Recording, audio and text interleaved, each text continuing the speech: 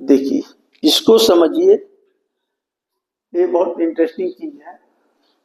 इसमें है क्या कि अभी हम आपको बताए थे कि वेव निकाल रहे थे, ठीक है।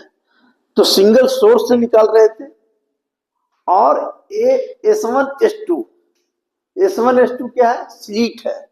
तो यहां से जो वेवलेट निकला है, देखिए सोर्स यहां से गया तो वेव क्या होता है, तो वेव का हम फॉर्म बताए हैं, तो हम दिखाए हैं ऐसे।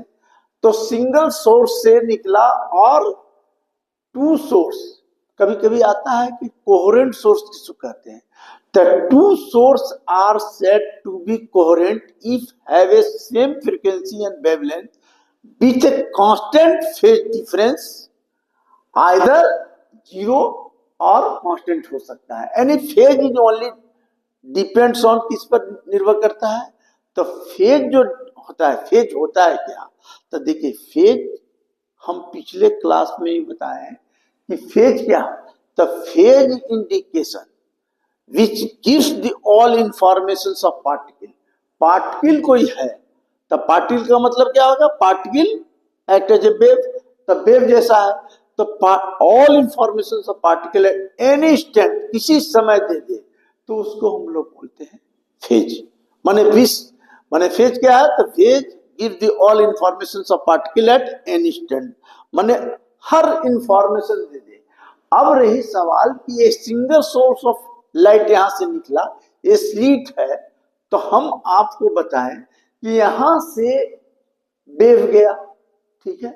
तो ये क्या है, सेकेंडरी वेवलेट है, ये प्राइमरी है, यहां से निकला और देयर फॉर्मेट पी। तो यहां पर पी हम दिखाया है। तो हम आपको पहले बताया कि वेवलेट जाएगा, अब किस तरह का सुपर इम्पोज करेगा, किस तरह का सुपर इम्पोज करेगा, यहां बैंड बनेगा, तो ब्राइट बनेगा, डार्क बनेगा, वो सब हो गया। अब आ गया हम क्या कि यहां पर पी एक पॉइंट लिया और इस पर मतलब बैंड बना इस पॉइंट पर।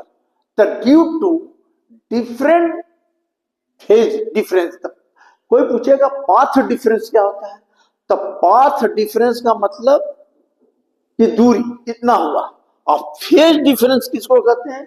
तो देखिए फेज डिफरेंस जो होता है, फेज याद रखिएगा कि फेज जो होता है क्या क्या बताता है, phase it gives the all information of particle. A phase क्या बताता है, तो वेवलेंथ बताता है, ठीक है। दूसरा टाइम पीरियड बताता है, और तीसरा क्या बताता है, बोलिए, एंगल बताता है। फेज क्या है, फेज गिव्स द, इस सब समझिएगा, phase gives the all information of particles, it express the wavelength बताएगा, टाइम पीरियड बताएगा और एंगल बताएगा। अब रही सवाल कि वेव जा रहा है ऐसे, वेव ऐसे जा रहा है, तो वेव, तो हम बताएं कि ऑल इंफॉर्मेशन ऑफ पार्टिकल, आपको तो हम बता दिए ऑल इंफॉर्मेशन ऑफ पार्टिकल। तो ऑल इंफॉर्मेशन ऑफ पार्टिकल का मतलब है कि अगर कोई पार्टिकल जा रहा है, तो पार्टिकल जा रहा है तो उसमें डिस्प्लेसमेंट भी होगा। क्यों डिस्प्लेसमेंट होगा, हर चीज बताने के लिए, तो डिस्प्लेसमेंट कैसे होगा भाई, तो पार्टिकल जा रहा है, तो एक आप पढ़ना है, आप लोग 11 में पढ़े कि नहीं, एक होता है 11 में SHM, इसको कहते हैं simple harmonic motion. Simple harmonic motion माने सिंपल हार्मोनिक वेव भी होता है, समझे। तो सिंपल हार्मोनिक मोशन में क्या होता है, तो कहता है कि अगर वेव चल रहा है, तो देखिए, तब इसके लिए क्या होता है कि उसके लिए सिंपल हार्मोनिक मोशन का कंडीशन होता है, ये सुन लीजिए, कहता है कि motion is to and fro along a straight line, motion is to and fro along a straight line about their mean position. अगर मीन पोजीशन के आगे पीछे ऐसे कर रहा है, तो उसको हम लोग बोलते हैं सिंपल हार्मोनिक मोशन या simple harmonic wave. Periodic motion किसको कहते हैं? पीरियोडिक मोशन किसको कहते हैं कि यहां से यहां और यहां से यहां और फिर यहां से यहां, यहां से यहां, ये कंप्लीट मोशन हुआ। तब जितना टाइम लगा उसको हम लोग मतलब पीरियोडिक मोशन कहते हैं if a body repeat motion over and over again on his path in equal interval of time, माने समय, तो उसको बोलते हैं पीरियोडिक मोशन। तो क्या बोलता है इसमें? सिंपल हार्मोनिक वेव में कहता है क्या कि motion is to and fro along a straight line हो या किसी दिशा में। अब मान लो कि इधर, तो हम लोग इसमें पढ़े हैं। दूसरा इसका कंडीशन है जो बहुत इंपॉर्टेंट है, कहता है कि एक्सेलरेशन जो होता है इसमें वो डायरेक्टली प्रोपोर्शनल टू डिस्प्लेसमेंट, क्योंकि फेज जो है डिस्प्लेसमेंट, तो डिस्प्लेसमेंट क्या होता है? तो acceleration is directly proportional to displacement. तो एक्सेलरेशन, तो जिधर, तो इसको हटाने के लिए कांस्टेंट देते हैं kx, ठीक है। kx निगेटिव साइन क्यों लगाते हैं? कि motion in to and fro along a straight line कर रहा है, तो एक रेस्टोरिंग फोर्स लगता है, मतलब मोशन इधर, माने एक्सेलरेशन कब लगेगा? जब फोर्स लगेगा, तो फोर्स लगेगा तो फोर्स इधर लगा, इसका मीन पोजीशन यहाँ है रहने का, तो इसलिए निगेटिव साइन देते हैं। तो एक्सेलरेशन को हम फिजिक्स में लिखते हैं क्या? तो एक्सेलरेशन को याद कीजिए कि फिजिक्स में लिखते हैं d2x dt स्क्वायर। अगर ये लोग एक्स एक्सिस है, बाई एक्सिस है, तो d2 बाई dt स्क्वायर लिखते हैं। तो ये क्या हो गया? माइनस ax, ठीक है। इसको क्या करेंगे? ds बाई dt स्क्वायर, इसको कर देंगे kx इक्वल टू 0। तो कहीं भी ऐसा लिखा हुआ देखिए d2x by dt square plus kx, जबकि आप एसएचएम में पढ़े होंगे कि एक्सेलरेशन जो होता है ए बराबर माइनस ओमेगा स्क्वायर एक्स होता है। अगर बाई एक्सिस में होगा तो बाई लिखा जाएगा। तो इसमें भी हम क्या लिख सकते हैं? इसको d2x by dt square plus omega square x. ये दोनों में क्या है? कुछ नहीं है, ये दोनों सेम चीज है। ये क्या हो गया? एक कांस्टेंट है, ये क्या है? एंगुलर वेलोसिटी के केस में लिए है एक्सेलरेशन जो होता है। तो हम इसको बोलते हैं क्या? Differential equations of wave. ऐसा कहीं भी लिखा हुआ रहेगा d2x बाई dt स्क्वायर, तो इसको बोलते हैं डिफरेंशियल इक्वेशंस ऑफ वेव। समझिए, तो वेव हो गया। अब हम पढ़ा रहे हैं लाइट वेव। अब इसमें हम फेज के लिए इतना हम ड्रामा कर रहे हैं आपको बताने के लिए कि बहुत फेज क्या है, तो फेज हर इंफॉर्मेशन देगा। अब आप देखते हैं कि कोई वेव जाता है, तो वेव अगर ऐसे चल रहा है, देखिए वेव चल रहा है, ये एक्स एक्सिस हो गया, ये वाई एक्सिस हो गया। तो याद रखिए आप, कोई वेव अगर चल रहा है तो देखिए हम क्या बताए? वेव लेंथ बताता है, टाइम पीरियड बताता है, एंगल बताता है। तो ये पूरा कंप्लीट ऑक्सीलेशन है। तो कितना हो जाएगा? पूरा कंप्लीट ऑक्सीलेशन। देखो ए और ए दोनों सेम चीज है, यहां से यहां, यहां से यहां, यहां वेव है, यहां से यहां, यहां से यहां। ये 0 है, यहां से पूरा घूम गया, तो कितना हो जाएगा? एंगल कितना हो जाएगा? देखिए एंगल हो जाएगा 2π। यहां से यहां तक time taken by body to complete on oscillation में कितना लगेगा? Time period t। यहां से यहां तक की दूरी को क्या बोलते हैं? लेम्डा। तो लेम्डा हो गया। तो कितना चीज बता दिया? वेवलेंथ बताया, टाइम पीरियड बताया, एंगल बताया। तो इसको हम लोग बोलते हैं फेज।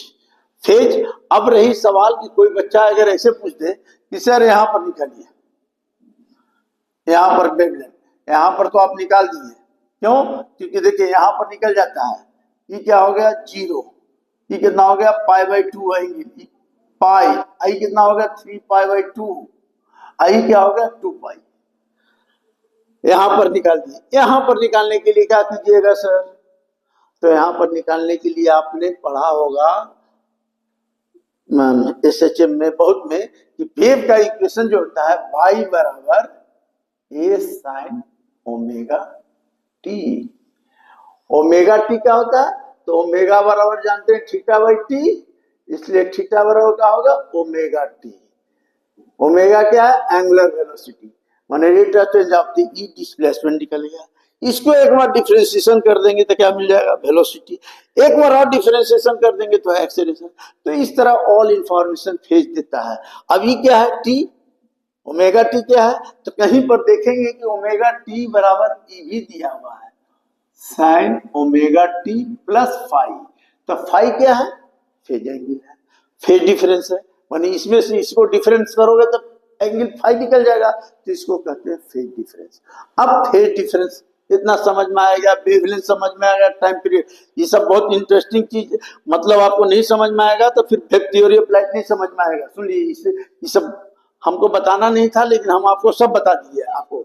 अब रही सवाल कि हम जो आ रहे थे कंस्ट्रक्टिव इंटरफेरेंस, देखिए क्या होता है। अभी हमरा निकला क्या, देखिए अभी हमरा यहां से सोर्स ऑफ लाइट दिया, यहां आया, यहां से वेवलेट निकलना सेकेंडरी इस पॉइंट पर मिला, तो हम निकालते हैं फेज डिफरेंस। तो फेज डिफरेंस हम बता दिए, फेज पाथ डिफरेंस का मतलब कितना दूरी चला, और फेज डिफरेंस का मतलब क्या हुआ एंगल। तो एंगल से तो अब देखिए हम बनाते हैं कि फेज, अभी आप समझ लीजिए कि यहां पर देखिए फेज डिफरेंस बराबर क्या होगा, तो देखिए फेज डिफरेंस बराबर क्या होगा, तो फेज डिफरेंस मेरा क्या होगा, पाथ डिफरेंस ये हो गया, देखिए पाथ डिफरेंस ये हो गया, यहां से वेव गया, एक वेव यहां गया, तो हम कल बोले हैं कि टू कोहेरेंट सोर्स है, same frequency same wavelength, either the phase difference zero और कांस्टेंट, या phase is only depends on time period, मतलब टाइम से रिलेटेड हो रहा है। तो अब हम इसको निकालने के लिए आप सोचिए कि अगर एंगल से फेज है तो एंगल है 2 पाई, मीन्स फेज डिफरेंस कितना हुआ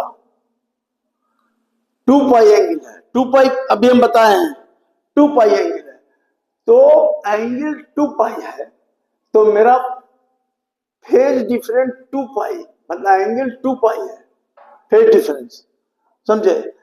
तो पाथ डिफरेंस क्या होगा, बोलिए पाथ डिफरेंस क्या होगा। तो देखिए अभी हम देखिए फिर एक बार बता दें, ये लेमडा है, ये कितना हो गया 2 पाई, ठीक है, ये 2 पाई, वेवलेंथ क्या हो गया लेमडा, तो एंगल 2 पाई है, तो वेवलेंथ क्या होगा वेवलेंथ, यानी पाथ डिफरेंस लिखो, पाथ डिफरेंस कितना लोगे लेमडा, ठीक है। देखिए यहां फेज डिफरेंस 2 पाई रहेगा, तो पाथ डिफरेंस क्या मिला लेमडा, पाथ डिफरेंस।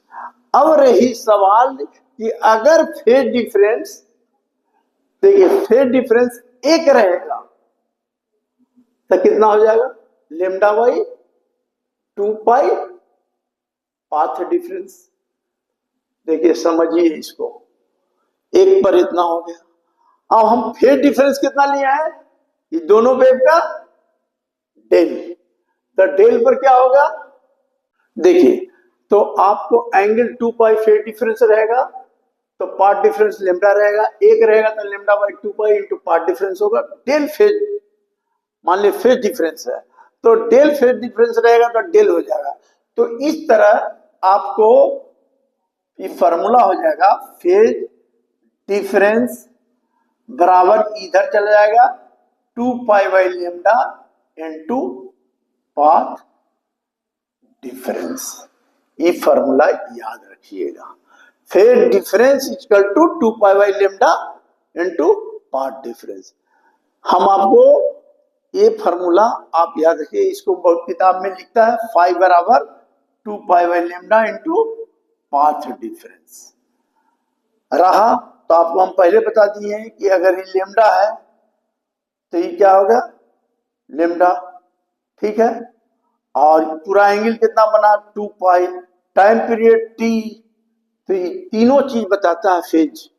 तो फेज इंडिकेशन है which give the all information, क्योंकि इसका एप्लीकेशन बहुत है वेव थ्योरी ऑफ लाइट में, जो कि आपको पढ़ना है। अभी हम बताएंगे mathematical analysis, analytical treatment of wave theory of light. तो वेव थ्योरी ऑफ लाइट में जैसे ही वेव गया तो इसके इक्वेशन को हम लोग मान लेते हैं y1 बराबर a1 साइन ओमेगा टी, ठीक है। एम्पलीट्यूड अलग कर दिया। दूसरे वेव जो जाएगा उसका इक्वेशन क्या होगा, a2 sign omega t plus five. यहाँ डेल नहीं लिखा है, हम फाइव लिख दिया। डेल भी किताब में, मैंने किताब में लिखा रहता है, फाइव भी लिखा होता है। फाइव क्या है, फेज एंगल है। ए प्लस भी लिखा हुआ रहेगा, ए माइनस लिखा हुआ रहेगा। तो प्लस माइनस में समझ लीजिए कि क्या होता है, प्लस माइनस। तो देखिए आप लोग पढ़े होंगे सिंपल हार्मोनिक मोशन 11 में, तो उसमें था कि देखिए अगर कोई पार्टिकल है, ठीक है, ये मूव कर रहा है, यहां से t इक्वल टू 0 है, ठीक है।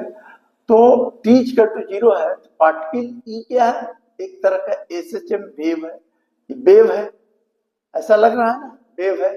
तो यहाँ पर सेंटर है, t इक्वल टू 0 है, यहां से ई यहां पर चलाया after t second by making angle theta, ठीक है। तो देखिए अगर वेव यहां से यहां आ गया, यहां पर आएगा तो पता चल जाएगा t इक्वल टू 0 है तो डिस्प्लेसमेंट क्या होगा, बोलिए 0। यहां भी पता चल जाएगा, लेकिन यहां जब आएगा तो क्या होगा, तो एक ऑक्सीलेट कर रहा है। तो ओमेगा बराबर क्या जानते हैं, थीटा बाई टी। तो थीटा बराबर क्या होगा, ओमेगा टी। अब यहां पर हम डिस्प्लेसमेंट देते हैं, कोई पार्टिकल है तो मैक्सिमम डिस्प्लेसमेंट क्या होगा, तो ए। और इसका एम्पलीट्यूड किसको कहते हैं, तो एम्पलीट्यूड कहते हैं मैक्सिमम डिस्प्लेसमेंट को।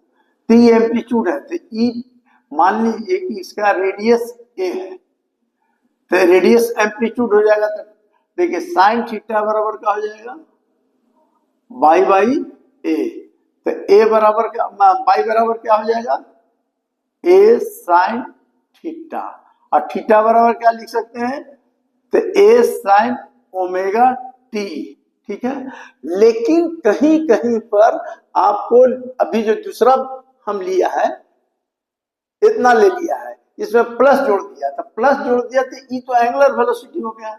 अब कोई पार्टिकल यहां से स्टार्ट कर रहा है, तो स्टार्ट यहां से कर रहा है, तो ये टी इक्वल टू 0 था, टी पोजिशन, तो ई क्या हो गया, नीचे इस क्वाड्रेंट के नीचे चला गया।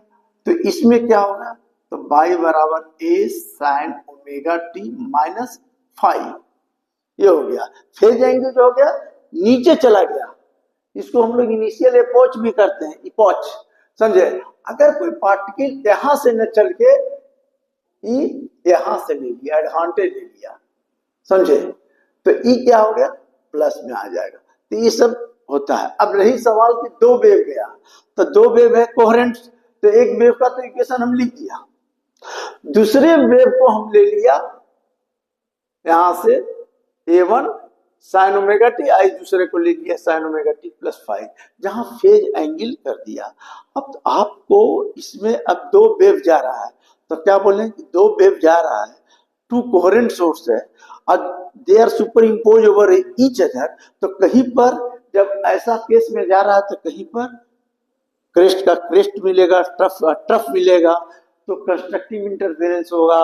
तो जहां पर ब्राइटनेस होगा और जहां डिस्ट्रक्टिव होगा वहां डार्कनेस होगा। अब दोनों सुपर इम्पोज करेगा वेव, तो वेव एक वेव दूसरे वेव से सुपर इम्पोज करेगा तो उसका नेचर क्या होगा, वेव होगा, याद रखिएगा, उसका भी नेचर वेव होगा। तो जब नेचर वेव होगा तो एक का हम एम्पलीट्यूड यहाँ A1 लिखे हैं, एक का एम्पलीट्यूड A2 लिखे हैं, समझे।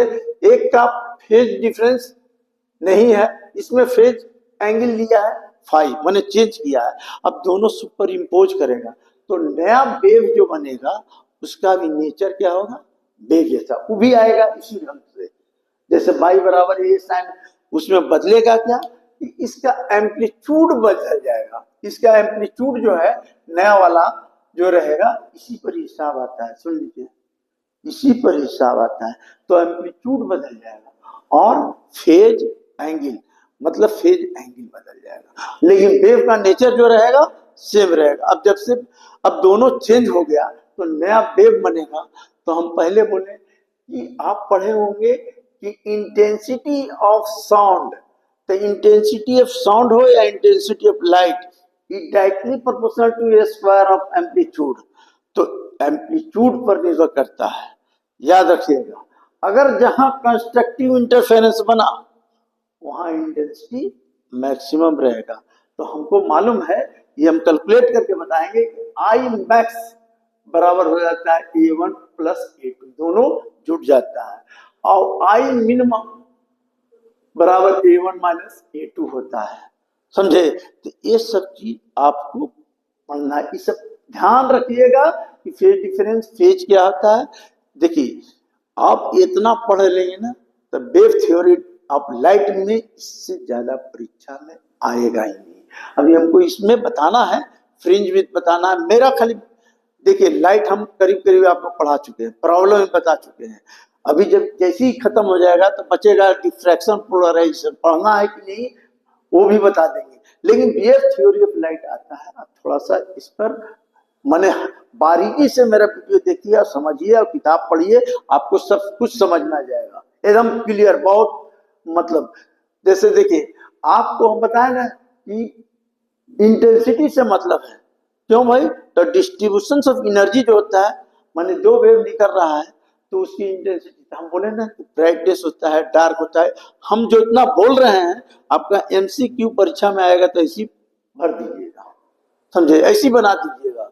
अगर लेकिन पूरा वीडियो देखे होंगे तो हर, जैसे देखिए आप लोग लाइट में वेव थ्योरी में ये आता है, एक आता है फ्रिंज विथ का बताएंगे, समझे। तो ये सब चीज आप थोड़ा ध्यान दीजिए, थोड़ा सा मेहनत कीजिए और एक दो वीडियो और देखिएगा तो आपका वेव थ्योरी आप प्रॉब्लम बता देंगे, समझे, प्रॉब्लम भी बता देंगे और प्रॉब्लम, लेकिन हाँ फॉर्मूला सब आपको याद रखना पड़ेगा, समझिए। तो ये सब चीज ध्यान दीजिए, समझे।